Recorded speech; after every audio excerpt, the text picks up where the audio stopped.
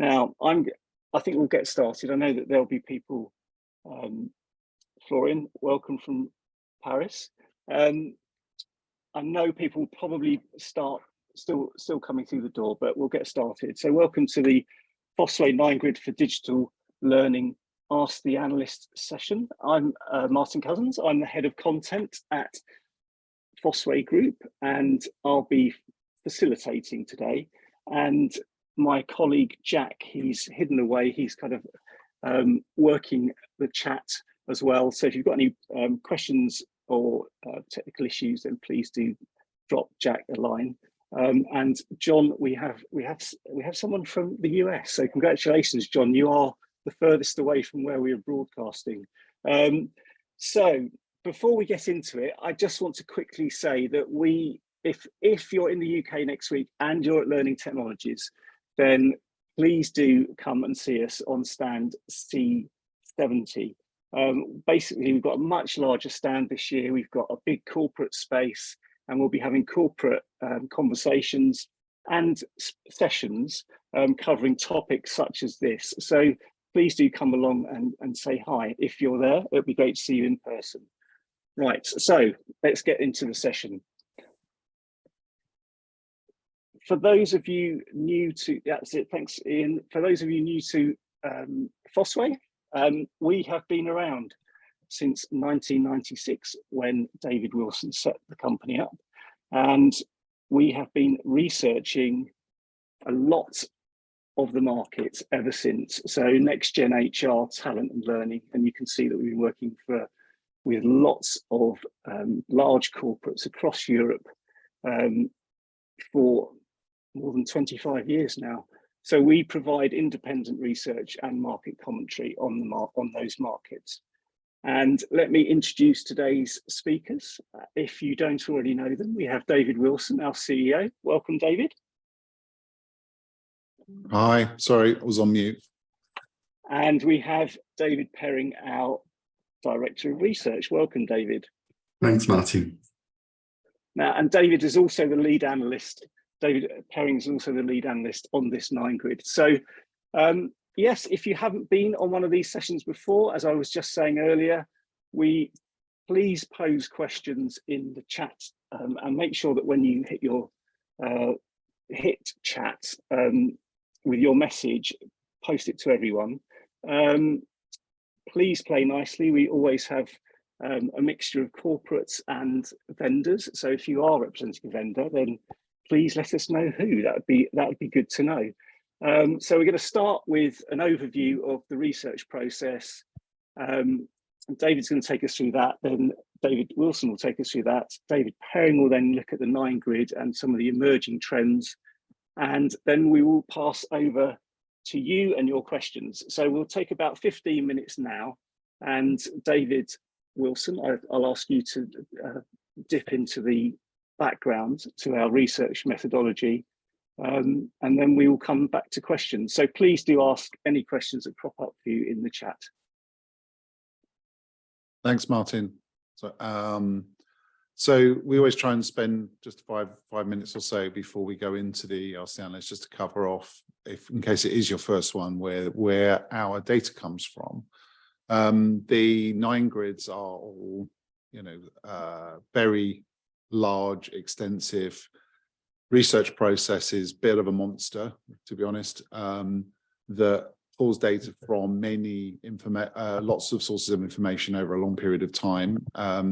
As it says at the top, it normally takes us at least a few years to build the original background data to even start the 9-Grid. And then each year we zero base it. So we actually gather a whole bunch of more stuff that we then add into it. And both in terms of things like functional assessments or capability assessment, but also in terms of customer sat and so on, we rebuild the view and add to it every year. The primary source of information that really shapes most of the 9-Grids is actually from the corporate side. So we get a lot of input from our corporate research networks, from the roundtables we run, corporate inquiries and so on. We also do a lot of public research, which also includes some customer satisfaction type data in it. And then we obviously have a huge kind of structural process that we run around the actual vendor side as well, including vendor briefings and functional capture and so on. Customer referencing offers as a result of it, and then synthesize all of this stuff together in order to kind of build the view that becomes the 9 grid. And there are many tens of thousands of data points pretty much that get pulled together to build these. The inclusion criteria in some ways is relatively simple. It's basically who our corporate audience is looking at, either using already, considering using, or sees the potential to look at. So is very weighted towards that. What we always look for, what we call innovator companies, so some of the companies that we think are disruptors, or in some cases even just beyond startups, who have the potential to become those. But it's very, very weighted, as I said, to who our corporate audience is already engaging with, particularly our research network members. And this is not a pay-to-play environment. Vendors can't buy their way on it. They can't buy their way off of it. So they don't get to choose this, whether included or not. It's based on, as I said, relevance to our target audience. The primary point of view, as I said, is based on the customer perspective. So although we get a huge amount of vendor data, we use that really for cross-validation and for some of the more kind of granular assessment process. But ultimately, the thing that is the dominant is the corporate input to that. The vendor input is definitely secondary. However, it's still very relevant and very useful to us, of course, as we go into more maybe granular recommendations around vendor capability and so on. And the kind of short end of the story is we have lots and lots of that data, and it grows ever more every year, each year. And we do constantly look to how we strengthen the insight that we have and try and refine that as well. The final kind of point I want to make before I hand over to David is everybody fixates a little bit about the 9 grid, but actually, there's real value in reading the report in detail, not least because it actually explains the 9 grid. So, the latter part of the document actually explains the 9 grid, what the criteria that really make up, performance and potential and so on, and what that really means in digital learning, or for obviously cloud HR or talent acquisition, or whichever one you're looking at. There's also a really quite heavily used section in there, which is around the trends that we see in the market and within the solutions. And that actually also gives you a bit of a lens about how we're also looking at the vendors as well, because obviously we're accenting certain parts of the research when we're doing it. So one of the things I would say is always recommend that you download and read the full report rather than just looking at the diagram at the top of it. And on that, I think I'm going to hand over to David. We'll talk a bit more about the digital learnings and then into the 9 grid. Yeah, so it's probably worth reflecting on the fact that I've been doing this 9 grid round digital learning. It's now in its 11th year, which probably accounts for my hair is so great and my beard is so long. So it's something we've been looking at for a very long time. And it took us probably 3 or 4 years to get to a point when we published the first one. And what we've been doing is evolving this particular perspective, particularly over the last 5 years, to shift the focus away from bespoke content development into being what we've characterized here as being a transformative digital learning partner. So increasingly, we've sort of broadened out the lens to say it's not just about digital learning, it's about learning experiences, it's about includes element of platform, it includes element of consulting, their services and thought leadership, which enable an organization to be a true digital learning provider in this market space. I think as the market's matured, actually, in order to get it right, you need all these things to add up. And this is what we're trying to characterize within this grid, somebody you can sort of go to as one of those sort of calling points. But we've also made a shift this year in our continuous evolution of the solution of this grid by also calling out suites and specialists. And effectively, those categorizations cover 2 bases, really. The first is those who actually can provide almost everything. So you can call on them to provide an element of platform, content, learning design, digital learning enablement, could be coaching, could be digital adoption, support around platforms, consulting and solutions. So there's a whole sort of relationship with a one-stop shop to some extent. And we've also called out digital learning providers who are specialists.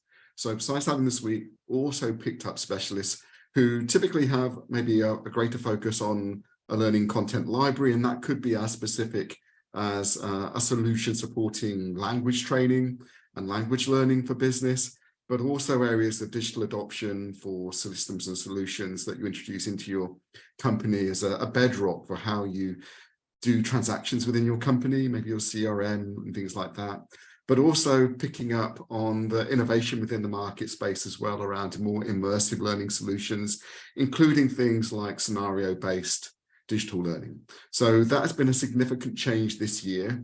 And it's an evolution which hopefully sort of is reflective of how digital learning itself is stepping up the game more significantly, particularly in the last 2 or 3 years, maybe, from our perception of what's happening with buyers. So I'll take a breath. What we've done here, and I'll do a quick characterization of the grid first before we go into the headlines, is just talk you through the variants. So as I said, the thing that we've called out are the circles now represent the suite and the squares now represent the specialists. This brings this particular 9-grid in line with all the other ones that we do for talent acquisition, cloud HR, talent and people success, and learning systems. So that brings an element of consistency across all of the grids.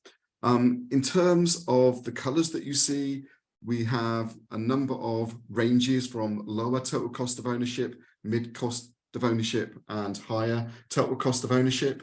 So the green ones are typically a lower price point and implication in terms of the overheads they might have for your organization. The blue colored ones are typically more premium pricing and have an element of sort of impact on your budget, which is probably a little bit more substantial, both in terms of license and sometimes some of the admin in the back end to make the solution come to life. In the middle, we have that sort of mid-tier, sort of mid total cost of ownership, which is shown in orange. We pretty much try to base that on conversations we had with providers and also the feedback that we've had from corporates as well to help us try and position that. What you also have on the grid, if I talk about the potential axis is typically a combination of the scope and the sophistication of the partner and their solutions. So it encompasses both features and functionality, but also their geographical spread. So it's their global reach as an organization. And just to make things a little bit more complicated, we also add on top of that a sense of working with complex enterprise scale multinational organizations who bring their own challenges just by their own sheer size and scale and sometimes personality into the game. So trying to sort of work with those larger, more complex and challenging customers. That's the potential axis. Typically the ones that at the higher level are engaging more completely, if I can use that phrase, with enterprise customers on a more regular basis, probably on larger transformation projects, or embedded almost as an extension of the team that they have within an organization. On the left to right axis, on the performance axis, that is pretty much characterized by, do you get shortlisted, do you win, and do you keep your customers ecstatically happy? So that sort of gives you a sense of the left to right. Those on the right typically have a stronger track record and higher levels of customer advocacy. But it's worth pointing out within the grid that everybody on here is hungry to succeed. So many of the providers on the left-hand side are sometimes a little bit more maybe emergent entrants into our market space in Europe, which is our primary lens. And sometimes you can find a really strong partner who's reaching into our region rather than those who are maybe a bit more incumbent and experienced in our region. So sometimes the guys on the left can be more hungry and eager and more enthusiastic just because they want to make a name for themselves. So every position on the grid has value. What I should also say is the size of the bubble matters as well. That gives you an indication of their presence. So typically that sort of revenue, the number of offices, the number of employees, and the number of customers as well. So typically and precisely, really, I should talk about customers in the enterprise sense, right? So if you've got lots of smaller organizations that you're working with as a provider, you may not even qualify to get on here, because we're trying to create that sort of enterprise focus. So the bigger bubbles typically are working with those sorts of organizations, be they international banks or international manufacturers, on a regular basis, and working in a significant way for them. So the bigger the bubble, the more sort of presence that you have within the market space. What have I missed out on? Oh yes, I must also talk about the positioning within a box. What we also do is try and give a sense of the trajectory of the organization. So within a box, we say that anybody who's in a box is pretty much materially the same, right? So if you're a potential leader, you are a potential leader. But within the trajectory, compared to last year, are we seeing you increase your potential? Are we seeing you decrease your performance? Are you increasing your performance? That gives you a sense of the positioning within the box. So those who are on the rightmost hand side of a box are typically getting better customer reviews, or we're seeing them win and grow their revenues faster than others. Those on the left-hand side maybe have gone through maybe a little bit more of a lean patch, or had a little bit of a stumble along the way, but we still see them materially as present in that under that label. So strategic leaders are also strategic leaders in this market space. So that probably covers most of the dimensions, David, because I've gone through so many options. I'm sure I probably missed one out, but I'm not sure if there's anything else that's worth adding around the layout or the elements within the grid. No, I think, I mean, the key thing is actually, just to clarify, you said this is 11 years. This is actually the 11th publicized iteration. Yes, true. Obviously, we were working on it for at least 3 or 4 years before that point. The other thing is to say is, obviously it has evolved massively during that period of time, and obviously still continues to evolve, hence the change for specialisms and really looking in some of those more disruptive areas and areas that we see as becoming more important as well. The only comment I'd make is we would expect to add other specialisms going forward as well. But we felt this was like a reasonable place to start. But now I suggest we go into the headlines, and let's then go into the questions. Yeah. So in terms of the key headlines, one of the interesting things from our digital learning realities research, which we ran last year, and we've currently got running for 2023, please go and have a go and completing the survey. All that information is really, really helpful. But what it gives us an indication is of the overall maturity of digital learning buyers continues to be relatively low, even though many have been using digital learning for, I don't know, 5 years plus, and that's a significant proportion. What we find is when you ask them questions like, how well are you tracking the impact of learning in your organization? You get pretty much 15%, and actually for this one, it's about 3%, saying that they're very advanced, or they're advanced around tracking impact. And even if you go into things like collaborative learning, workflow learning, you say they're using more immersive approaches, those tend to be more fringe. Even though people have been using maybe traditional e-learning for a long time. So there is a demand, I think, within the market space that we see, not only for people to engage with good, effective digital learning content, but also they need partners to help them execute and raise the bar around what that means. So there's a lot for organizations to learn. We've seen the pandemic probably accelerate people's adoption. And most of the indications are that actual digital learning budgets are remaining pretty resilient and pretty solid as well. So despite the immaturity, there's a real push for investing in digital learning in a way that overall learning budgets have probably come under even greater scrutiny. Having said that, there's some interesting sort of data already coming out from our most recent survey, which is showing that there's probably about a third of organizations who are in that sort of sense of maybe we're delaying things a little bit. So it is interrupting investment. but the balance of momentum is still to invest more in digital learning than any other part of the overall L&D spend. So it's the place to be. And to some extent, we said last year that everybody's a digital learning provider now. We said that before, actually, in the previous year, first year of the pandemic. That is becoming truer more than ever, right? So it's becoming quite a crowded market space. You'll see some of the names here, like let's say pick out Hemsley Fraser, for example. They would have been known historically for just doing face-to-face training more, but they've transitioned very much over the last 4 or 5 years into being much more of a digitally enabled provider of learning and changed some of the focus as well. E-learning to some extent, and this is probably following that other point, is we're seeing an increased pressure from buyers around the price point for traditional e-learning. So people are thinking, well, if it just needs to be some page turning content, how can I cut the cost of that and how can I do that even more efficiently?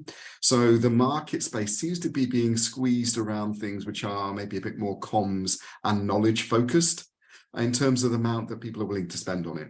Now, what that means is actually they're both trying to make their money go further. There is this sort of sense of always doing more with less. That is a common theme from our digital learning reality survey. But I think we're getting into the sort of space of actually we want to do more with, even more with less. So actually trying to think about how we squeeze the per unit cost of our digital learning down, either by using marketplaces, thinking of maybe more automated ways of creating the learning itself, is pushing that price point down. But also what's happening is people are investing more in areas that enable people to develop more practice, rehearsal, innovate the learning experience. And I think what, again, there's some interesting stats that we've got around the digital learning fatigue, which for half of organizations, they say is becoming an increasing problem for them. So you need to try and flex to say, well, we still need the scale and efficiency of digital learning, but we want to provide something which is more engaging and better experience for our learners as well. Specialists, as a result of that, are growing in influence, and we're seeing sort of maybe the more mature learning providers as buyers or more mature buyers looking at things like adaptive learning, branching scenarios, thinking about gamified learning, thinking about how you create practices and learning scenarios within the learning rather than it just being a reading exercise, trying to make it match the working environment as much as possible. And that is probably surfacing to some extent this sense of the need to help people develop skills. And we know that almost 80% of organizations say they've got skills gaps. So to know something is not enough anymore, and learning departments are being expected to support learners in building their proficiency in the work that they do. So those are some of the key headlines. As David said before, is a lot more in the section of the report which covers the market trends and the solution trends, and you can dig a little bit more into the thinking behind that. And at the show, the Learning Technology Show, we start to highlight some of the results from the survey that we're currently running, and we'll release those later on in the year, probably in the summer, which will maybe lift the lid on the exact numbers about where's people's budgets are going, how the sense of the importance of skills is growing as well. So I've probably spoken for too long, but we can get into the questions now, and that would give you a chance to ask whatever you want to know about the grid and anything you want to know, really. So Great. The floor is there. So brilliant. Thank you. Thanks, David. Our first question is from, as you can see, is from Florian, just asking a bit about the actual positioning on the grid. So is a lower position, what does that mean, that a lower position in a box means you're seeing the provider reducing the size of companies they work with or the breadth of their geographical presence? David, sorry, David, just yeah. to interrupt, I was in the middle of typing a response in there as well, which I've just posted. So I just thought, oh, we've lost, oh yeah, we're losing the share. So I just thought I would answer it and say what I've said on there, and then we can build on that if we want to. And the key thing is, what it means is that if they show downward trajectory, it means that their growth in potential or capability is either slower than theirs used to be or slower than the market. So it doesn't necessarily mean that they, in some cases, that is because they are targeting maybe a lower end, a lower end customer from where they were before. But that's not always the case. It might mean they're still growing capability, but everybody else is growing a lot faster. Right, because remember, this is one of the things because it's zero based. It's one of those things where you could still be growing or improving. We see this a lot on the systems ones where everybody increases their roadmap, but if everybody else is moving it faster, then in reality they're declining relative to everybody else. So their, if you like, percentage of market average might actually be decreasing. So the key thing on trajectory is typically downward trajectory is it's relative to them and to the market as a whole. So in some cases that might be around customer targeting, but generally it's actually more around others are growing faster, or they were growing faster and have slowed down a bit. David? Yeah, and I think what's interesting is, so for some organizations, they have fall into this sort of natural life cycle of innovation, growth, their maturity, and then there's a decline before they then do an injection. So some of that is maybe reflected in the movement as organizations hit a little a success point, they hold on to that as long as possible, and then the market starts to move a little bit beyond them because others are bringing innovation into the market space itself. And sometimes there can be this sort of maybe year lag or 6-month lag of them suddenly then putting the injection into their solution, their product, their positioning, to really sort of say, okay, yeah, we were king of the castle for a little bit, but now the market has moved on. So there is a little bit of that cycling within the offer. Sometimes you see organizations go through this phase of being incredibly successful, going through a really steep burst of activity and growth, only to find that actually they've outgrown some of their support base internally.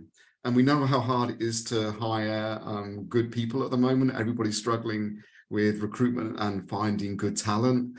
And that can sometimes create that sort of negative thing of, well, the service isn't as good as it used to be. They've been growing too fast, sort of comments. So sometimes that's also reflective of this. So there is a bit of sort of that sort of shift in emphasis, because actually they might have been really successful in the last 2 years, but unable to keep pace with that growth. We probably see that a little bit more on the learning system side than we do on the digital learning side. But I think it is also reflective a little bit of some of the, as we said, that commoditization. Many people's models is based around e-learning project, e-learning program. We get those in, we turn them out, and we've got really good at optimizing that from our development point of view. But the expectations of buyers is shifting as well. So I want more of that. I want it cheaper, and I want interesting things that keep my people saying, I'm not fatigued by your digital learning. So there are a few things we sort of try to capture in some of that positioning, especially around the performance as well. I think the other thing, just one more other thing to add, which is when we're going through the review process, and this is again true across all the 9 grids, what we want is evidence of outcome, not just evidence of investment or a plan or something like this, right? So actually it's really about what are they delivering to customers, and it's live and real. You sometimes find, for example, with acquisitions, there's a timing where somebody will make an acquisition, but in reality they haven't, the acquisition's not live. They've not integrated it into their offer, etc. In which case, to some degree, we would look at it in terms of where we think they might go, but actually in terms of real evidence for a customer, it's not really a live proposition yet. And this happens quite a lot. So, something being, what I always talk about is, innovation on roadmap is great. Innovation in customer is what counts. And that's the thing. So what are you really doing in terms of delivering to the customer? And if some of this is more just on slideware or, theoretical or whatever, in some ways that has a limited use. David talked about looking for thought leadership. That does definitely matter, but it's actually around, as I said, it's sort of evidence of outcome is what we're fishing for a lot. And we try and hold the vendors a lot to account for that in terms of, you know, being able to kind of show and evidence what they are talking about in terms of, you know, real customer outcomes and real customers rather than just theoretical propositions. Sorry, Martin. Great. Yeah, That's fine. perfect. So thanks for your questions, everyone. And obviously, guys, thanks for the very full answers. So we've got a question from Morn around Cornerstone. So Morn's just looking to understand why they went from strategic leader to core challenger in the same year. Not that you're questioning the position, Yeah, sure. just trying to understand that movement. So who'd like to go with that? So Mornay. Oh, sorry, Mornay. Sorry. Yeah. Whoops. So they were there. I think the key thing is that this is the digital learning grid, not the learning systems grid. And actually, for digital learning, this sort of sense of being the partner who can provide you with the content, including bespoke content and the consulting services, all these things. Actually, Cornerstone have always been in that box. They've always been in that core challenger box because their forte is really about the systems and also the links into the wider talent and people success process. That's where they lead. In this space of being somebody you could go to and say, I want to know and have your support in doing this major business transformation. Maybe we're going to produce a new car. Can you provide me with the content, the supporting trainers and the design and the assets?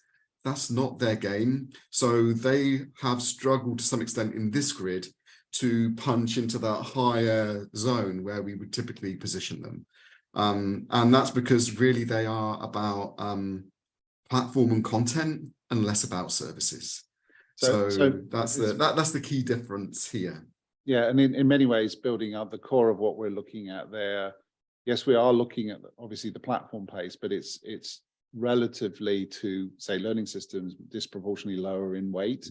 What we are also looking at is things like content anytime, proposition, and so on. So it's and obviously Cornerstone, there are certain things they don't do, like bespoke development services and all this kind of stuff as well. So you know what we've seen there. I think the other thing probably is worth thinking about is how strong this feels in EMEA rather than just in the US, for example, as well. Because remember, for all our 9 grids, we are weighting them for an EMEA-centric buyer. So that could be an EMEA headquartered multinational. It could be the EMEA end of global. Obviously, these grids get used a lot by global organizations as well. But I think ultimately we're looking more with that lens on it a little bit as well. You know, and so, you know, Cornerstone is still a very significant provider in that market, possibly not as significant as they had originally intended as a provider of those content services. But it's still quite a significant business for them, and they are trying to be a disruptor in that space. And in some ways, you know, they're a kind of, you could view them as a bit of a sleeping giant in the sense if they really got that together, they could have a much bigger impact, especially given, you know, they're now a, you know, more than $1 billion company operating across, and they have a very significant customer base now, of course, with Cornerstone, Saba, and SumTotal. So, you know, they are a significant potential player, but we haven't seen that part of their proposition particularly develop. Great. So we've got a couple of, I think, related questions from John and Kieran. I think we'll go with John first. And John, thanks for saying that you're from GoFluent. Basically, how's our research process looking at new entrants where we potentially might not have the same line of sight compared to the incumbents on the grid? We'd like to go with that. Yeah, I think it's ultimately we do sort of keep some of our powder dry. So when we see somebody use an interesting new entrant, we do start the ball rolling, typically at least a year in advance of us then representing them on the grid. And what we try to do, and this came out in the presentation before, is we try to be customer led. So it's the customer conversations which help us get a sense of where people are in the market space. And then we take that sort of practical insight and then almost use our own sort of analysis to say, okay, so how does that feel, especially given where the rest of the market is going and the direction in which some of these things are moving as well. So that is maybe a short answer, but we do take it really seriously, and we don't rush to put people on. There are people that we had considered placing on the grid, which we didn't, because we wanted to get more of those customer conversations before we felt as though we had some really solid credibility. And that is a combination of conversations that we have with physical customers, and also surveying customers as well around their NPS, what they like about the provider, what they find challenging, what they think about their total cost of ownership. And that hopefully over time becomes more and more honed and more resilient. So, but we try our best to be fair, unbalanced, respect and reflect the voice of the customer. I think the other thing on this, it's kind of interesting because obviously, John, we know you very well. We know GoFluent. You're as an example of somebody we've actually been tracking for a number of years as well. And I think often for the smaller organizations, or then their entry point tends to be very left side because they haven't really built the evidence base for us to really assess yet. And that's really hard sometimes because you could talk to one or two customers who are absolutely raving advocates for them. But at the end of the day, it's not when you're trying to, at the end of we banned this across everything. And as I said, it's sort of zero based each year. So you're looking for a degree of evidence to put somebody further right effectively into the 9-grid, etc. So, sometimes you've got, for example, on here, we've got Litmus on there in the left side who, as somebody that we've tracked again for many years, disappeared a little bit into SAP and now been floated out from SAP, and in some ways reflecting really that they've never stopped doing what they did, with the acquisition of their kind of e-learning heroes or whatever we'll call become Litmus heroes. But it's one of those things where it sort of lost that visibility, and now it's kind of we're retracking it again. So yeah, it's kind of interesting when you look at it, and obviously from a GoFluent perspective, recognizing, I think, the growth, the success and growth that GoFluent is having, and obviously taking, even though it's a first-time entrant, actually quite an aggressive position around where it's very strong position about where it is. It's actually really unusual for us to do that. So. Yes, that's very true.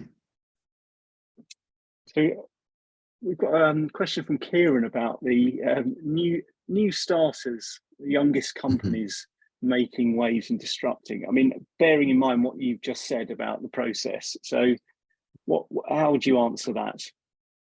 I think there's some really interesting players on here who are disrupting in different ways. They are almost carving a niche within the market space with a different, almost differentiator. So I pick out people like Best at Digital, who have gone and focused around the whole sense of behavioral change and what it takes to create behavior change in organizations. So their ability to partner with organizations who say, yeah, we've tried this a few times and we still can't get our people to think differently.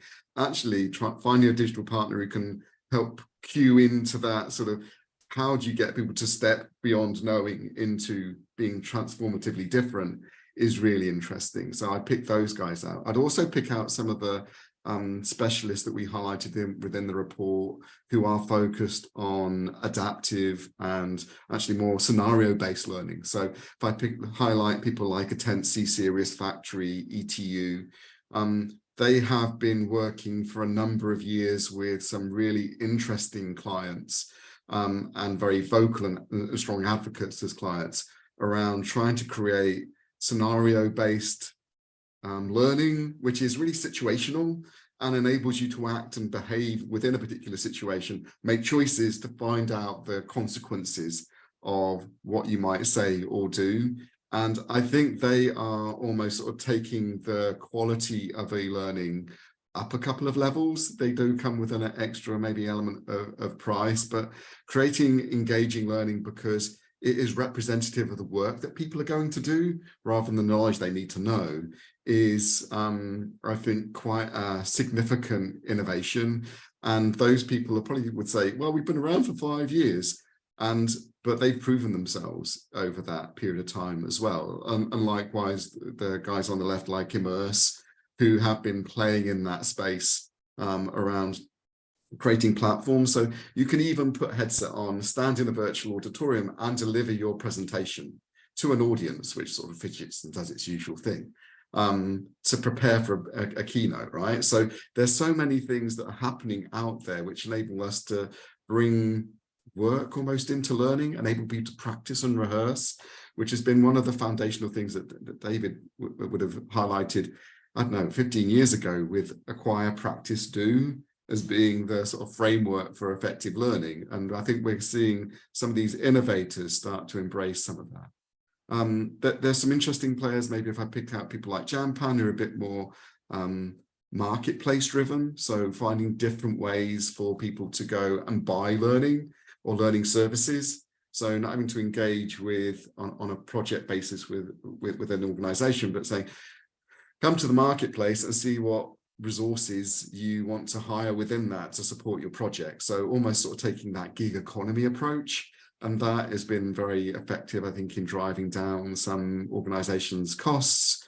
You've got some of the content providers who've gone into some interesting directions, people like Coursera and Udemy, for example, and LinkedIn to some extent, where they are curating some of the leading thinkers into their courses and courseware. So there's a speed and dynamicism within their libraries of content, which mean they're probably a little bit more the leading edge than others. So that's an interesting part of the story.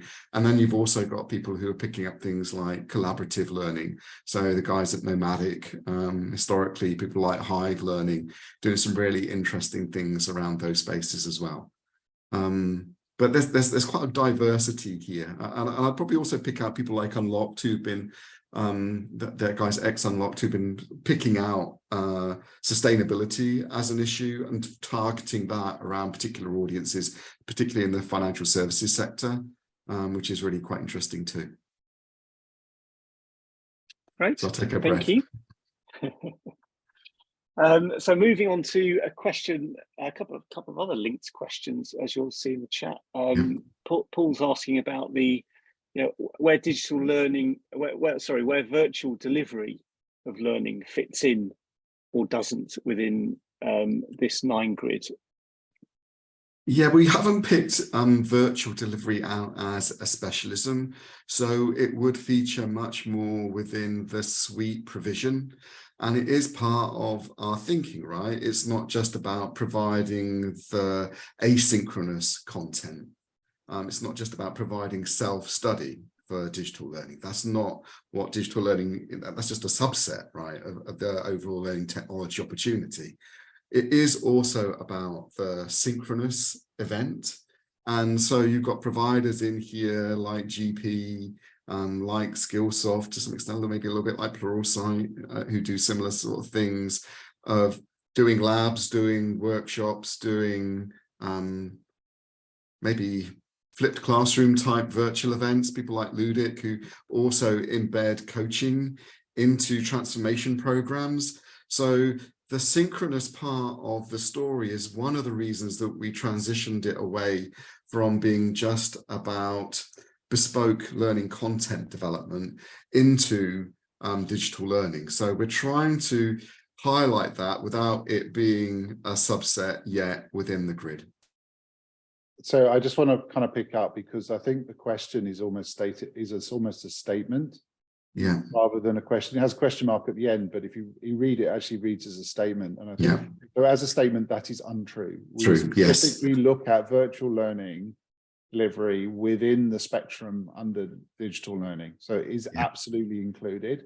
The only thing we haven't done, as David said, is pulled it out as yet as a specialism area.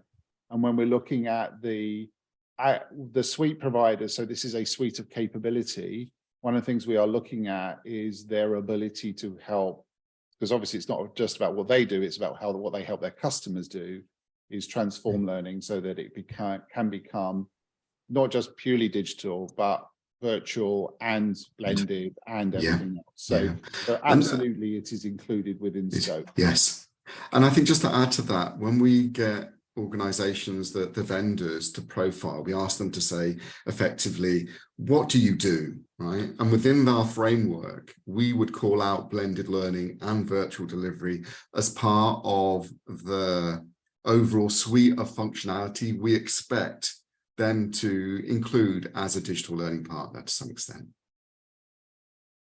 Yeah, and I think just building on that, actually, there's something quite important here, which is the more transformation you want the learning to be, the more important that learning is, the more developmental it is, the more that you have to have that suite of capability.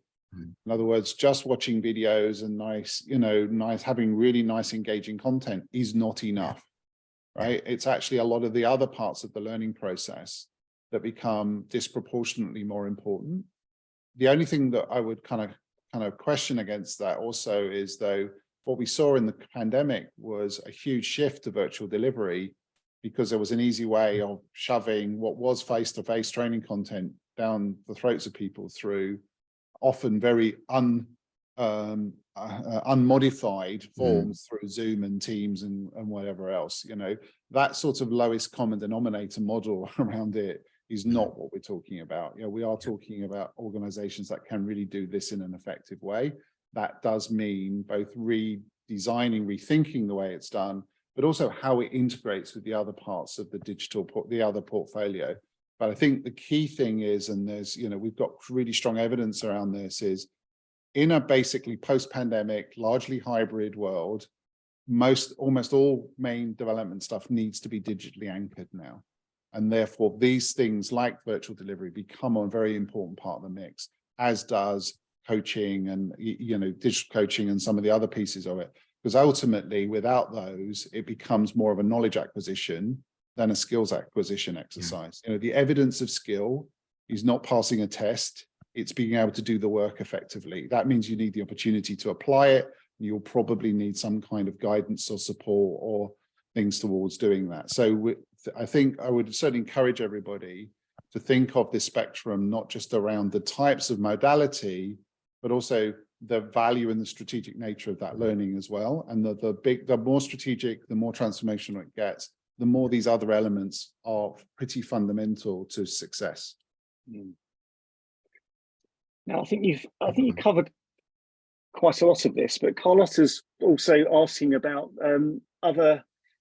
what kinds of services a company has to offer to get included in the 9 grid. So I think we've been talking about, is there anything else you would add? I think just to say, so there is this sense of there's element of custom digital learning content. There is a layer which is digital learning content, which is off the shelf. There are digital learning platforms, and that can be portals, LMS, collaborative learning solutions, workflow-based learning solutions, including maybe a chat engine, mobile, and things like content authoring. So these things start to sort of stack up to be part of the full suite, if you want to tick every box, along with consulting, which covers things like learning strategy, implementation and integration, learning technology consulting, besides just the general learning consulting on top. So specifically learning technologies and how they operate within your organization, as well as technical delivery services. So there's that whole sort of learning transformation through thinking and execution and what that means for your tech stack. Then there is also, on top of that, digital learning operations. So the quality control, learning administration and service management. So I've got a solution. Can I have some external people look after that for me and schedule and be part of my design team? Element of solution governance. So what gets retired when, what things do we switch on when, where's the documentation that says this is our configuration and setup, as well as other sort of maybe more general services around accessibility. So making sure that it adheres to the right W3C type style standards or assurance standards. So maybe there's a particular ISO credible reference that you need to know that the solution works to. on top of that, maybe just elements of AI, right? So how are any of those elements being enhanced by artificial intelligence or not? So there is a real breadth to what we are saying digital learning means. It's not just the content, it is also the platform, the authoring, the consulting and the support services that enable you to almost transform your learning operation. I guess that's also in some ways why this is the most hybrid of all of the 9 grids, and possibly it sometimes feels the most schizophrenic as well, because you have, you know, companies that purely do a bespoke solution model, or you have somebody that is purely an off-the-shelf library and somebody else who's a managed service provider. And then now we've got people in there that do virtual reality learning and immersive learning and stuff like this. So it's the key thing is, you know, to understand is, although these may feel like they're very different, often what you find is when you get back to the customer and they look at how they solve their problems, often these are alternative strategies, right? And I think what then becomes interesting is when you start to look at that strategically. So if I'm a very large corporate and thinking about, you know, what is my basket, my preferred supplier list, my basket of providers, or even one strategic partner, what do I need to look for them to be able to do? And that's kind of really interesting. You know, I mean, we talked about GP Strategies earlier, which is obviously acquired by LTG. The GP Strategies has got a very strong track record in terms of being like a managed learning provider and aggregator of services. And by its custom, you know, has always had quite a transformational story and is very sticky with customers. Arguably, its weakest point, I mean, we actually covered GP before it was acquired. One of the weaker points of its portfolio, although I'm not sure they would have necessarily agreed with it at the time, was actually their digital offering. And it's kind of interesting when you put that together with LTG, and particularly with Leo, you know, which is now obviously being badged as a GP Strategies organization. So GP has become the main brand for LTG going forward, which now for digital learning enables us to assess it on that level. That is actually really an interesting conversation. And there's already been, you know, I think a strong realignment around that. I mean, it'll be really interesting to see, are they able to really maintain the kind of trajectory position we've given them? I think, you know, that's a hard ask in some ways, but I think the combination you see as being really, you know, very strong, having very strong potential. And I think what you'll see here are people like NIIT, InfoPro, maybe Learning Pool as well in that space, where they're starting to pick up more than just the digital learning. It is about the whole business transformation or business transformation initiative, if I can call it that, right? It's this, we're going to move from petrol cars to green cars. What's the journey? How do we take people on that learning journey that enables them to be prepared for tomorrow? And I think that's a strong part of the story here. Now I'm just going through almost like the chronology of questions. So I'm just going to go back to Therese, sorry, I hope I've got that right. So do live broadcasts fit into this picture as well? Yes, I think it's what you'll find some of the larger players also doing, right? And I think this is some of the even the content library providers are augmenting their historically sort of sit back and consume it on your own content with live events. So people are broadening their definitions and the range of delivery options, because there's actually something useful to be got from interacting with other people's questions, not the questions that are posed to you as a learner. So I think that's all part of the sort of rich tapestry. Is everybody doing that? No. Is it possible to scale that for everybody? Possibly no. But within particular context, it's really important. It's a rallying point. It's a sharing point. It's how people get to clarify their learning and their understanding. So it's a critical part of the blend, probably. Another interesting angle to this, just sort of, again, going off a slight tangent, but one of the things we've talked about in a lot of the 9 grid is the shift to focus on frontline workers. And a lot of this industry in the past has sort of been focused more at, well, you know, the white collar knowledge economy type worker. And pandemic made a big game changer there, really, around what people suddenly realized their critical talent was. And I think to a large degree, I mean, obviously frontline workers have always been a focus for digital learning, but often more a victim of it. In other words, they're the ones that are having to do all the compliance learning and the standard operating procedure stuff can often be as dull as ditch water. And I think thinking about how you really engage that frontline workforce and how do you actually get them truly engaged in it when, and then no motive is actually just about being able to do their job in the simplest way. And in many cases, they actually don't really have massive career aspirations or any of these other growth and, even skills kind of questions that other people, but they want to be able to do their job effectively with the least hassle, get paid, and then go and do what they really want to do or whatever it's going to be. I'm not trying to oversimplify that thinking about what are effective strategies for them and how to really engage them in a way that actually is effective, right? Because I think this is one of the problems we have. And we know there's the systemic weakness of the whole industry has always been, does this actually make any difference, right? And sometimes that gets reduced down to, well, can we show an ROI?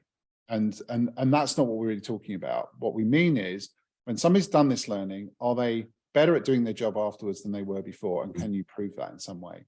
And I think that discussion is really interesting, especially when you start to look at things like immersive learning strategies and so on. So in some ways, we're overly fixated about the learning experience, meaning did they like it? And not enough fixated about the experience, mean are they better afterwards? And I think that also opens up a whole different set of questions and opportunities, including, some of these other things. So live instruction and live coaching, for example. So Speaks, which is in the for leader space, is a very successful business doing language learning, now setting up and doing digital coaching as an extension to that, really viewing their platform as an enabler to personal development and thinking about how they can drive that proposition. This is a really interesting kind of development in what's going on. And at the top end, you've got, Skillsoft, historically very, very well known within the corporate space as a provider of large content libraries, but then going off and acquiring, Pluma from a coaching point of view, and really trying to create a much more connected set of capability to really transform a workforce. Now, where are they at and delivering all of that is there, but I mean, actually, this is a huge step forward in terms of where we're trying to go. Okay, so we've got to 4 o'clock, so we have a choice. We can very quickly answer Florian's question, which is e-learning supported by facilitation and coaching the ideal format for e-learning today? Are we able to very quickly answer that? If we can, then let's go for it. My view would be you have to think about the context first. So it could be, but what was the problem? And I think so we're seeing some really interesting things, for example, with digital adoption tools, which just provide you with the support when you need it in the moment, right? You didn't have to have a conversation. I just needed to know how to do this. And it tells me and gives me prompts about, oh, these might be good things to say to a customer as well. So it also optimizes the process. So there's a huge range of opportunities that aren't just about a binary choice of e-learning, and there's a real range. And that's what we've tried to reflect maybe in the grid here by bringing the immersive learning, bringing the digital adoption, just say, the world is getting much more complex, and the choices are getting a bit more complex as well. So the simple answer is no. It is not the ideal format, right? Because there is no singular ideal format. It depends on context or whatever it is. Yeah. But I mean, it's the fact ideal is in quotes. So the answer is really no. I think it needs to be. But what is interesting there is it being more than just e-learning potentially it could be an advantage. Yeah. And something I just sort of reference about maybe from our own sort of thought leadership is things around learning cycles. So we talk about plasmas and methodology. there's opportunities for coaching across every part of the learning cycle, be that plan, learn, apply, sustain, measure, analyze, all the steps that you need to go through to help you understand what you need to learn it, to then apply it, to then understand whether it's worked or not, to then work out what you do next. Yeah. Okay, so thank you, David. We've gone slightly over time, which is breaks all our rules, but it's been a great discussion, and I think we can carry on that discussion. Both of you have said that some of what we've talked about poses more questions, and definitely would invite any of you who are at LT next week to come down to our stand and carry on those discussions. We'd love to be, having more of these conversations with you. Stand C70, and just as a quick wrap up, you can see basically our research is helping organisations in these ways. We're really helping understand the market, bringing the research to help understand what vendors can really help and how. So, and definitely come and see us next week to talk about that. Ian, if you could.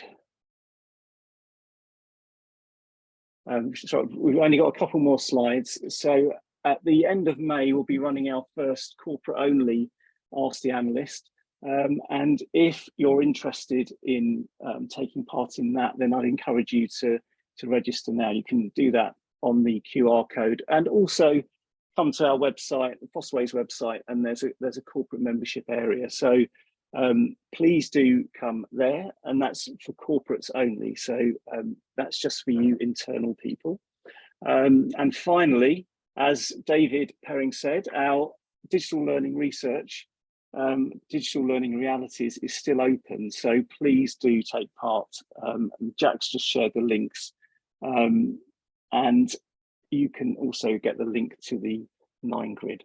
So I think we've managed to wrap up at super speed, but I just wanted to say thanks to both Davids, thank you. And to everyone else, please, just to say thanks for coming today and for all your questions, and hopefully we will see you very soon, if not next week, at some point soon. So thanks very much. Thanks, everyone. Thanks.